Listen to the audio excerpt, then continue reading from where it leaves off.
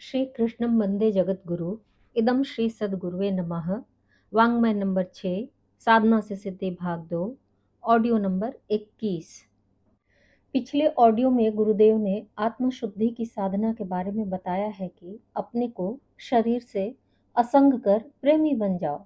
मन की शुद्धि के लिए अशुद्ध संकल्पों के त्याग करके और अंत में निसंकल्पता जैसे ही स्थायी होगी, मनुष्य की छिपी हुई शक्ति का विकास एवं विवेक की उत्पत्ति स्वतः होती जाएगी।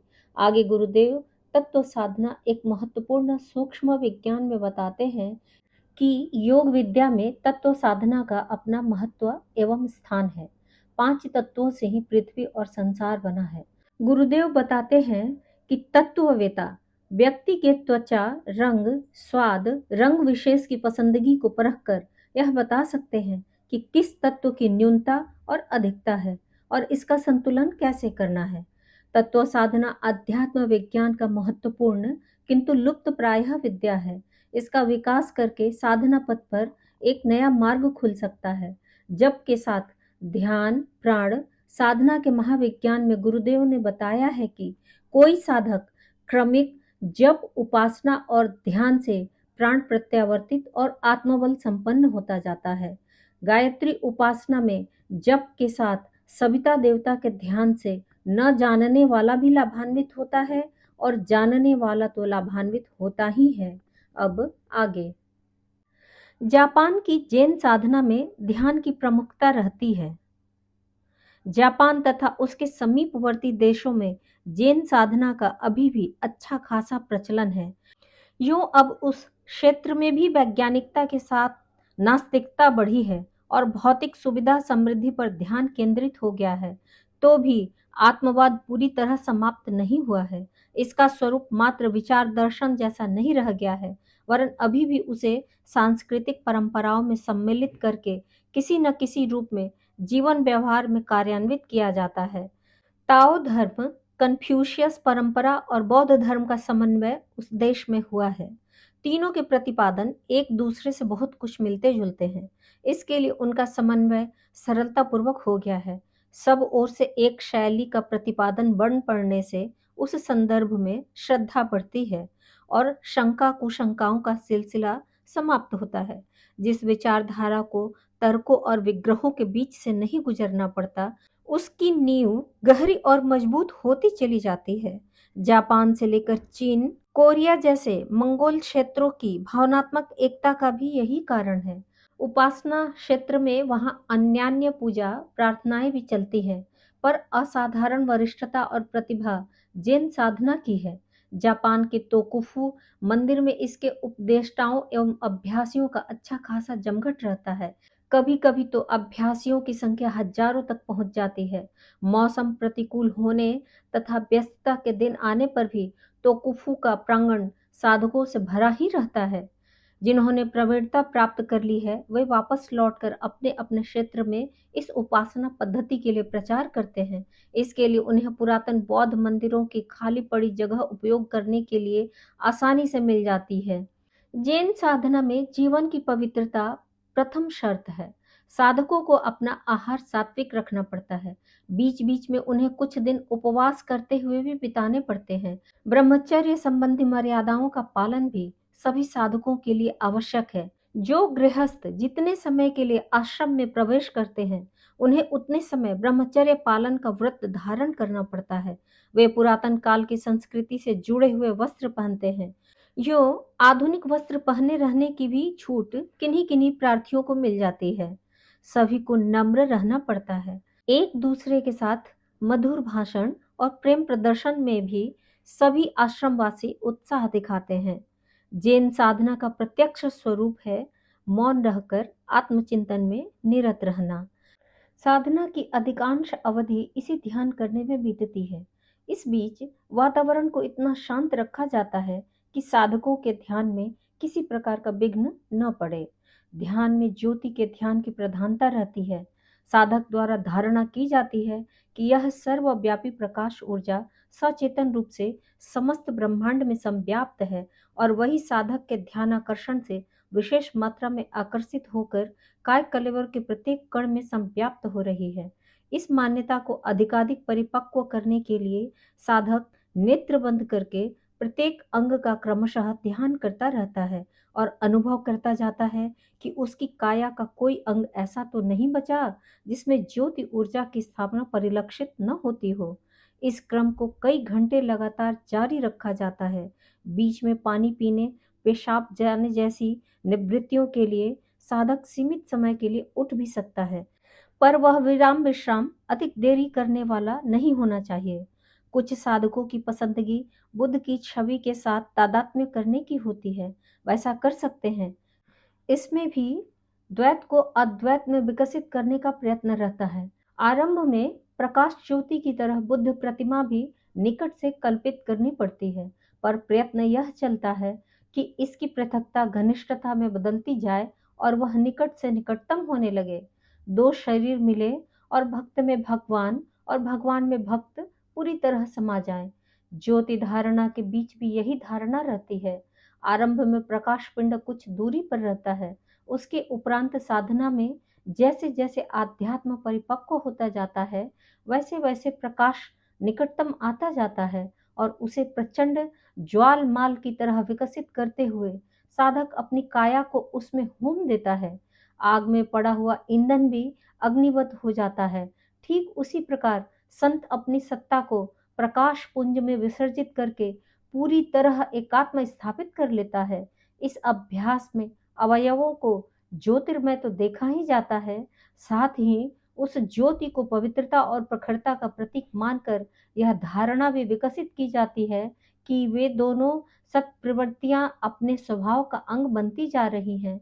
इस ध्यान से उठते ही साधक को अपने भीतर और बाहर पवित्रता और प्रखरता की आभा जैसी अनुभव होती है। मनोवांछित स्थिति का अनुभव करते हुए साधक उत्साह और आनंद से भर जाता है। यही बात बुद्ध की आकृति के साथ तादात्म्य स्थापित करने का अभ्यास करने पर भी अनुभूति होती है। दूरी को निकटता में लाना और फिर उसमें तादात्म्य हो जाना, यह प्रयास रहता है। फलतः इसकी प्रगति भी उसी प्रकार होती है। इष्ट देव अपनी सत्ता में समा जाते हैं और आत्मसत्ता का विलय इष्ट देव में हो जाता है। माता के गर्भ में जिस प्रकार भ्रूण रहता है, उस स्थिति की अनुभूति आरंभिक दिनों में होती है। पीछे पूर्ण सफलता की स्थिति में अनुभव यह होने लगता है कि जिस प्रकार रक्त नलिकाओं में उक्त देवता रहता है, वैसे ही इष्ट देव को नाड़ी समूह मानकर उसके भीतर स्वयं के रंग रूप में भ्रमण करने की धारणा की जाती है। इस अनुभूति से बुद्ध की आध्यात्मिक गरिमा साधक को अपने में प्रवेश करती एवं कार्यरत होती दिख पड़ती है। ज्योति के साथ एकात्मता में भी यही भाव मन में उठाया जाता है कि प्रकाश पर ब्रह्म का प्रतिनिधि है, भगवान समस्त सद्गुणों के भंडार हैं, उनकी उपस्थिति में दृष्टिकोण में उत्कृष्टता एवं आदर्श का भरपूर समन्वय है। ज्योति धारण करने पर वे विशेषताएं भी साधक को उपलब्ध होती हैं और वह अपने में देवोपम विभूतियां उगते और लहराते देखता है। साकार और निराकार मत से बुद्ध, ताओ या प्रकाश का ध्यान अपनी रुचि के अनुरूप चुना जा सकता है। श्रद्धा के अनुरूप मन को एकाग्र एवं तन्मय होने में सुविधा रहती है और आनंद भी आने लगता है। विश्वास की सुनिश्चितता, श्रद्धा की परिपक्वता और प्रसन्नता की प्रफुल्लता की अनुभूति होने लगती है तो समझा जाता है कि साधक सिद्ध स्तर के समीप पहुंच पाया। जैन साधनाओं में इर्द गिर्द के वातावरण को कोलाहल रहित रखा जाता है। तो कुफू मंदिर में आरती तो होती है, पर घंटे नहीं बजते। किसी प्रयोजन के लिए आने जाने वाले इस बात का पूरा ध्यान रखते हैं कि उनका आवागमन इतना धीमा हो कि किसी साधक की ध्यान धारणा में विघ्न न पड़े। किसी को किसी से बात करनी होती है तो संकेत से उसे अलग बुलाकर इस प्रयोजन के लिए बने हुए विशेष कक्ष में ले जाता है और जो कुछ पूछना बताना होता है वह इसे इतने धीमे स्वर में व्यक्त करता है कि किसी का ध्यान न बटे, घुसफुस को सुनकर मन न उचटे। बाहर की इस सतर्कता और बाह्य क्षेत्र के प्रति उपेक्षा भाव रहने से साधारण हलचले उसके आध्यात्म प्रयोजन में कोई विशेष विघ्न उत्पन्न नहीं कर पाती और वे अपने मन पर काबू रखकर बिना विचलित हुए आराधना पथ पर आरूढ़ रहते हैं। सभी जैन साधक कमर को सीधा रखकर बैठते हैं ताकि मेरुदंड चौड़ी, उच्च गुच्छक, चक्र भ्रासर जागृत हो और साधक की सत्ता में अभिनव शक्ति संचार का प्रयोजन पूरा करे। जप और ध्यान सूक्ष्म ही नहीं, स्थूल परिणाम भी। पिछले पृष्ठों पर ध्यान की वैज्ञानिकता पर प्रकाश डालते हुए शिकागो के टेड सीरियस और उनके मित्र जोहान्स का उदाहरण दिया गया है। ये दोनों मित्र मिलकर इच्छा शक्ति द्वारा हजारों मील की फोटो कैमरे पर उतार देते हैं। यही नहीं, वे मानसिक एकाग्रता द्वारा युगों पूर्व घटित छोटी से छोटी घटना का कैमरा फोटो खींच देते हैं। कादम्बनी के एक अंक में उनकी कल्पना द्वारा खींचा गया लाल किले और फतेहपुर सिकरी के बुलंद दरवाजे के चित्र छपे हैं, जो लगभग हूबहू है। यहाँ एक ऐसा उदाहरण दिया जा रहा है जो भारतीय धर्म और दर्शन के नाम स्मरण, ध्यान और रूप स्मरण द्वारा आंतरिक क्षमताओं के विकास का प्रमाण प्रस्तुत करता है। यदि मनुष्य तदाकार साधना में मन को इतना एकाग्र कर ले कि मन के एक बिंदु पर इष्ट का कोई रूप ज्यों का त्यों उतार दे, तो भले ही वह चित्र देवी देवता या काल्पनिक ही क्यों न हो, मन में वह सामर्थ्य है कि वह शरीर, रक्त, प्राण, बुद्धि और प्रज्ञा शक्तियों को ठीक उसी तरह का बना देता है जिस प्रकार का इष्ट होता है। साधना काल में शिष्य गुरु का ध्यान करता है। साकार और सगुण उपासक भगवान राम, भगवान कृष्ण, नरसिंह, परशुराम, हनुमान, भैरव आदि की उपासना करते समय उनके रूप का ध्यान करते हुए जप और नाम संकीर्तन करते हैं। देखने में समय गंवाने जैसी इस क्रिया में भी वैज्ञानिकता हो सकती है। केवल मात्र ध्यान और स्मरण से जिसका ध्यान किया जा रहा है, उसकी समस्त क्षमताओं का अपने अंदर विकास किया जा सकता है। स्थूल बुद्धि के लोगों के लिए यह कुछ अटपटा सा लगता है, किंतु वैज्ञानिकों द्वारा पूर्ण परीक्षित निम्न उदाहरण यह बताता है कि ध्यान एक पूर्ण विज्ञान सम्मत विधान है, जो सामान्य व्यक्ति में भी इच्छित असामान्य गुणों और शक्तियों का विकास कर सकता है। कोनेर सेरित बेवेरिया की थेरेसी न्यूमैन का जन्म गुड फ्राइडे के दिन हुआ। 20 वर्ष की आयु तक थेरेसी के जीवन में किसी भी प्रकार की विशेषता दिखाई नहीं दी। 20 वर्ष की आयु में एकाएक एक दुर्घटना हुई जिसमें उनकी दोनों आंखें और दोनों हाथ पांव जाते रहे। मनुष्य जब तक सांसारिक सुखों के भोग की क्षमता रखता है, तब तक कम ही लोग आध्यात्मिक सत्यों की शोध की ओर तत्पर होते हैं। यह कैसी विडंबना है कि कष्ट पड़ते ही मनुष्य भगवान की आध्यात्मिकता की शरण लेता है। यदि मनुष्य आसक्त होने से पहले ही अपना जीवन लक्ष्य निर्धारित कर ले, तो उसे मानव शरीर सार्थक करने में असुविधा न हो। समय की चूक अंततः पश्चाताप का ही कारण बनती है, और जो जीव भगवान के घर से असीम क्षमताएं लेकर जन्मता है, वह सब कुछ खोकर यहाँ हाथ मलता हुआ चला जाता है। अंधी और अपंग हो जाने पर थेरेसी न्यूमैन को याद आया कि बेवेरिया में कोई थेरेसी नाम के महान संत हैं। उन्होंने संत थेरेसी से संपर्क स्थापित किया और उन्हें आध्यात्मिक मार्गदर्शक के रूप में याद करने लगी। सन 1923 में पहली बार उनके जीवन में एक विलक्षण घटना घटी। वह था उनका अंधापन और अपंगता का दूर हो जाना। अब थेरेसी न्यूमैन को सांसारिकता से पूर्ण अरुचि हो गई। वे भगवान ईसा मसीह का ध्यान और जप करने लगे। उन्हें धीरे धीरे स्वादयुक्त भोजन और पेय से भी अरुचि हो गई, क्योंकि मन की चंचलता के वही सबसे बड़े कारण थे। भगवान में मन एकाग्र करने के लिए शुद्ध और सात्विक आहार की आवश्यकता थी। थेरेसी ने वही लिया। पूजा में चढ़ाई गई एक छोटी से छोटी केक ही वह लेती और उठते बैठते महाप्रभु ईसा का ही ध्यान करती। महाप्रभु ईसा की आत्मा से तदाकार के सूक्ष्म आत्मिक गुणों को समझना संभवतः शक्य न होता, पर सन 1926 में ही जब उनके मस्तक, छाती, हाथ और पैरों में ईशा के से घाव पैदा होने शुरू हो गए, तो लोग, यहाँ तक कि वैज्ञानिक भी आश्चर्यचकित हुए बिना न रह सके।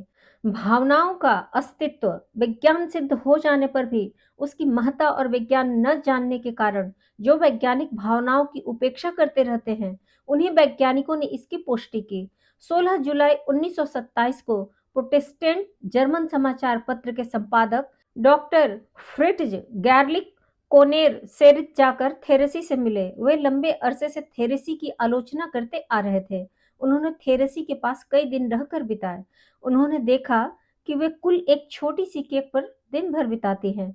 पूछने पर उन्होंने बताया कि मैं अपने लिए प्रकाश से सारे जीवन तत्व ग्रहण कर लेती हूँ। उन्होंने बताया कि कि मैं हर शुक्रवार को ईसा के कथित स्वरूप का ध्यान करती हूँ। उस समय उनकी अनुभूतियां एकाकार हो उठती हैं। डॉक्टर फ्रिट्ज गार्लिक लिखते हैं, मैंने देखा कि उन्हें शुक्रवार के दिन प्रातः काल से ही अचेतनता बढ़ने लगी।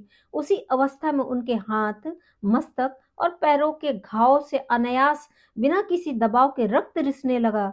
सामान्यतः वे 121 पाउंड वजन की थीं, पर उस दिन उनका भार 10 पाउंड कम हो गया। गुरुवार की रात 12 बजे से दर्द बढ़ना शुरू होता है और शुक्रवार के अपराह्न 1 बजे तक बड़ी ही व्यथापूर्ण स्थिति रहती है। उस कष्ट के बीच थेरेसी के मुखमंडल पर अपूर्व कांति दिखाई देती थी। कई बार तो मुझे यह भ्रम हो जाता था कि थेरेसी की मुखाकृति में ईसा की मुखाकृति प्रतिबिंबित हो उठी है। इसके बाद स्थिति सुधरने लगती है और दूसरे दिन तक घाव ठीक हो जाते हैं। उस दिन उनकी मानसिक चेतना विक्षुब्ध हो जाती और एक दिव्य जगत में प्रवेश कर जाती। तब वे हिब्रू भाषा में प्रवचन आरंभ करती और यह प्रवचन कई बार अक्षर व अक्षर ईसा मसीह के प्रवचन होते।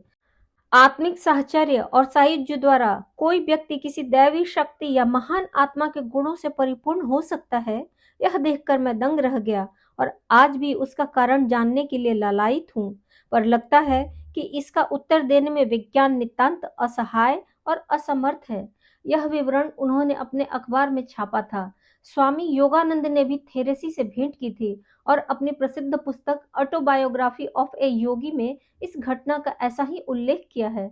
वस्तुतः ध्यान की गहराई में प्रवेश करने पर एक ऐसा समय आता है जब मनुष्य संसार को भूलकर ऐसे शांतिमय प्रदेशों में पहुंचता है जहां आत्मा स्वरूप स्थित रहती है, परमात्मा के सन्निकट रहती है।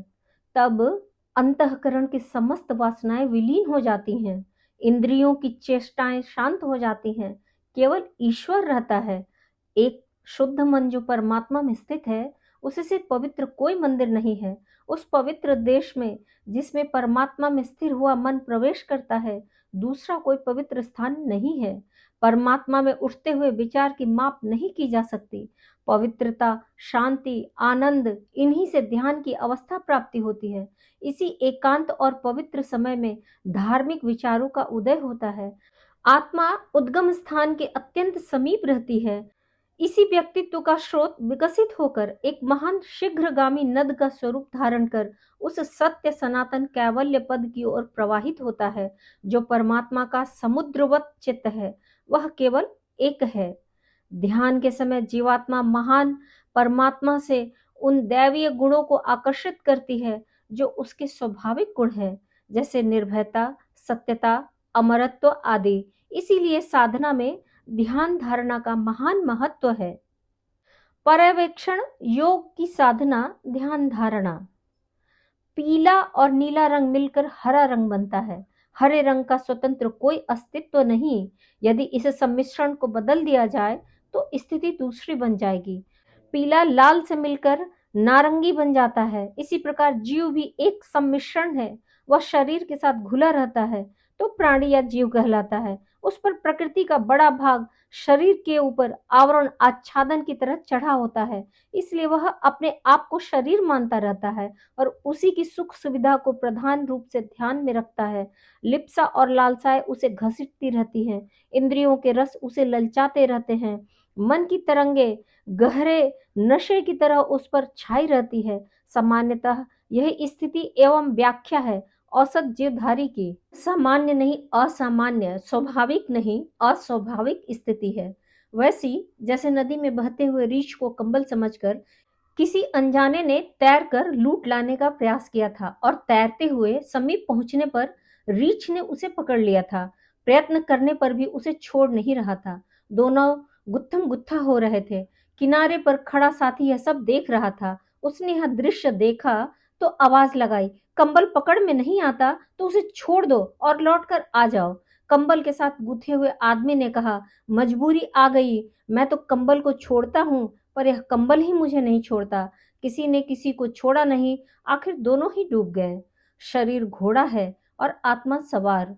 घोड़े पर सवार बैठा हो तो यह स्वाभाविक है, किंतु जब सवार पर घोड़ा लद ले तब कैसा विचित्र लगेगा। नाव आदमियों को पार लगाती है, पर वही नाव आदमी के सिर पर लदे तो कैसा अजीब लगेगा। शरीर की प्रभुता और आत्मा की पराधीनता में ऐसी ही विलक्षणता है जिसके हम सब दर्शक ही नहीं भुक्त भोगी भी हैं। असमंजस इसी दुविधा का रहता है।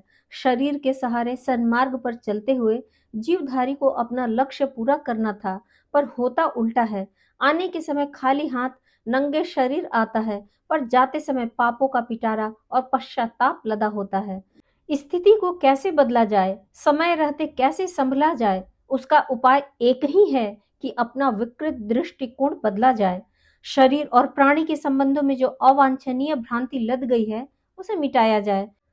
उसे मिलना परमात्मा के साथ था, और जिस प्रकार लोहा पारस को छूकर सोना बनता है, उसी प्रकार लघु से विभु, तुक्ष से महान और नर से नारायण बनना था, पर बन गया कुछ ऐसा जिसे देखकर दया भी आती है और हंसी भी।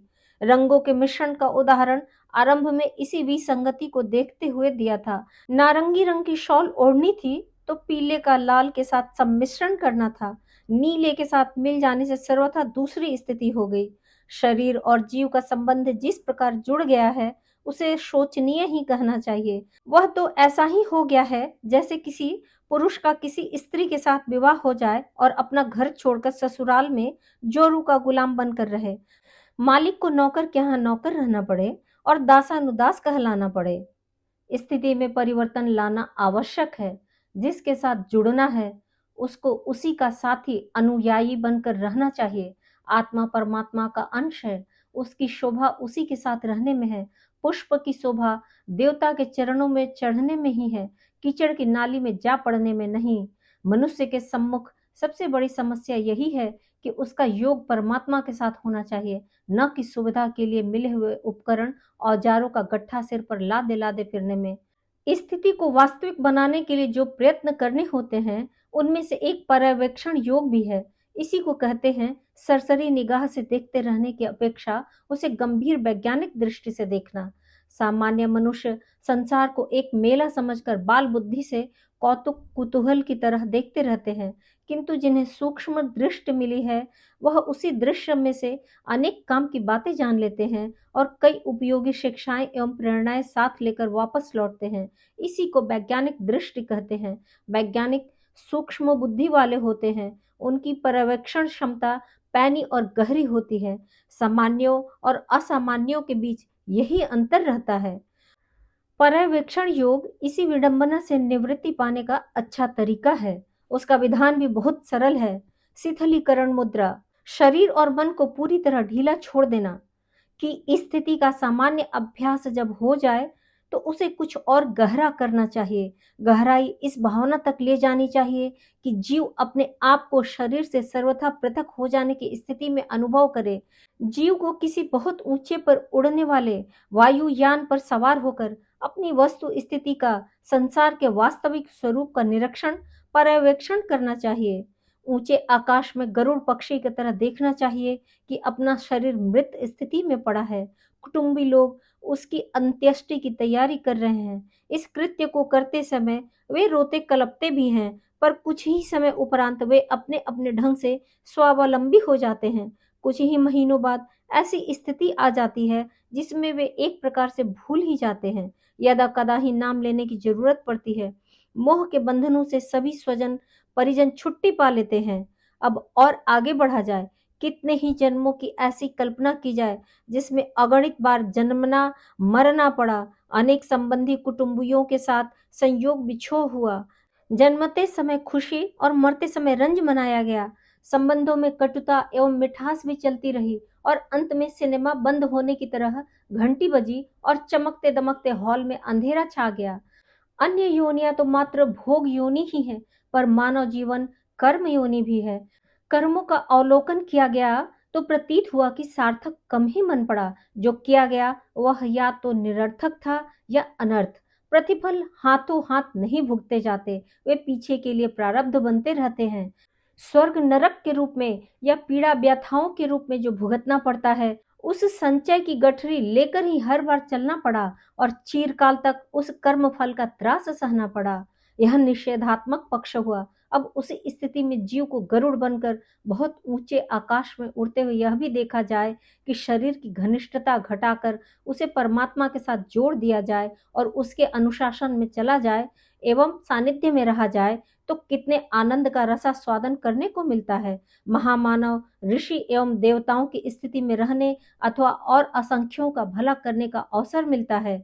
दोनों स्थितियों की अच्छाई बुराई सोचते हुए शरीर से अलग होने की भाव स्थिति से ही यह निर्णय करना चाहिए कि दोनों में से कौन सी स्थिति का चुनाव श्रेयस्कर है। जो उपयुक्त हो उसे वर्ण कर लिया जाए, उसी आधार पर जीवन बिताने का प्रण करते हुए शिथिलीकरण मुद्रा समाप्त करके शरीर में लौट आया जाए और जो ज्ञान लाभ उस स्थिति में मिला उसे शेष जीवन में कार्यान्वित किया जाए।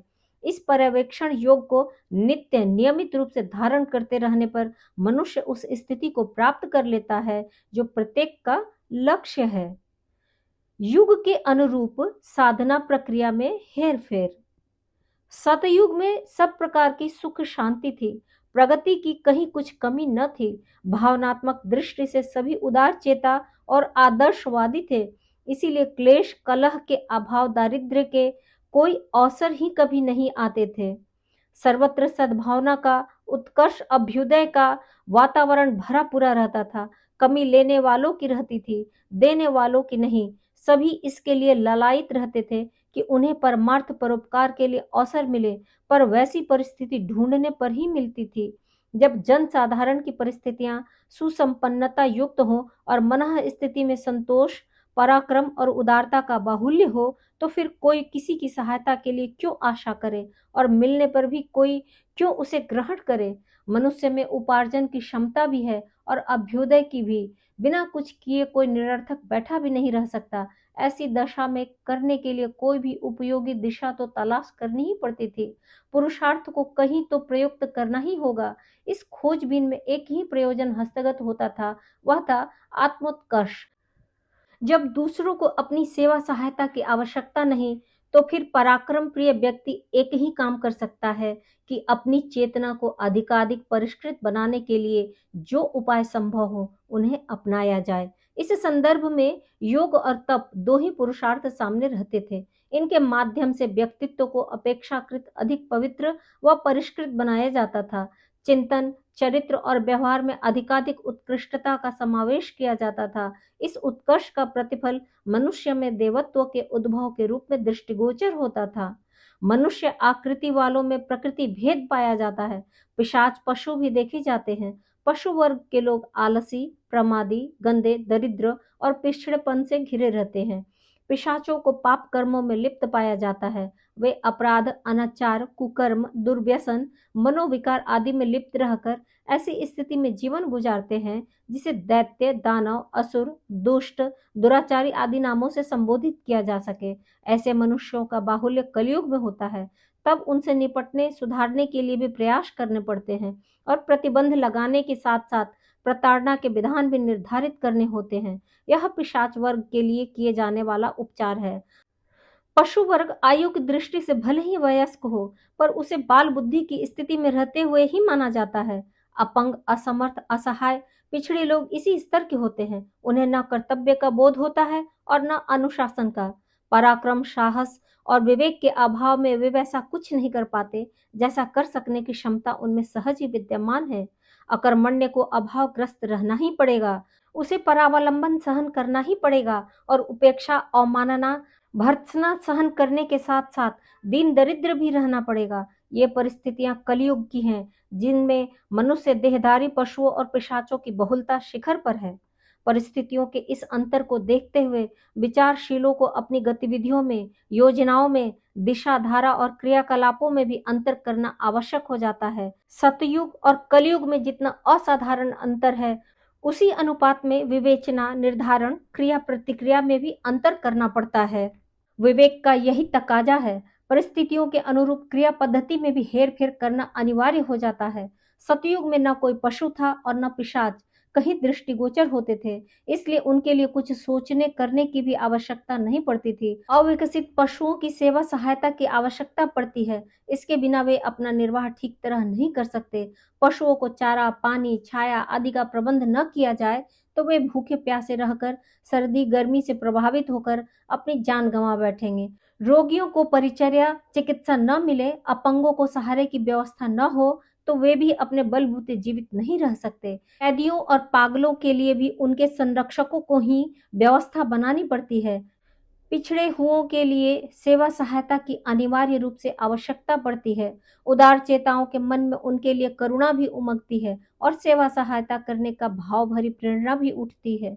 पिशाच वर्ग को वशवर्ती रखने के लिए एक ही उपाय है, प्रताड़ना, प्रतिबंध, अवरोध एवं संघर्ष। इसके बिना वे और किसी उपाय से अपने दुष्टता से विरत नहीं होते। सिंह, व्याघ्र, भेड़िए, सर्प, भिक्षु आदि को न तो सदुपदेशों से सन्मार्ग पर लाया जा सकता है और न विनय, नम्रता, क्षमा आदि का ही उन पर कोई प्रभाव पड़ता है। वे सज्जनता की भाषा नहीं समझते। क्षमा को वे कायरता या दुर्बलता के अर्थ में लेते हैं। समझते हैं असमर्थता अपनी जान बचाने के लिए दयालुता का आडंबर बना रही है। इस उपाय को अपनाने से उनके हौसले बढ़ते हैं। अपने कुकृत्यों के लिए द्वार खुला देखकर वे चौगुने सौगुने उत्साह से दुष्टता पर उतारू होते हैं। अनाचार निर्भय होकर अपना कार्य क्षेत्र अनेक गुना बढ़ा लेता है। इसकी चपेट में सबसे पहले वे ही आते हैं जो दया धर्म की दुहाई देकर किसी प्रकार झगड़ा टालने की बात सोचते हैं। सतयुग और कलयुग की परिस्थितियों में जमीन आसमान जैसा अंतर हुआ, इसलिए विचार शैली और क्रिया पद्धति में भी तदनुरूप हेरफेर आवश्यक हो जाता है।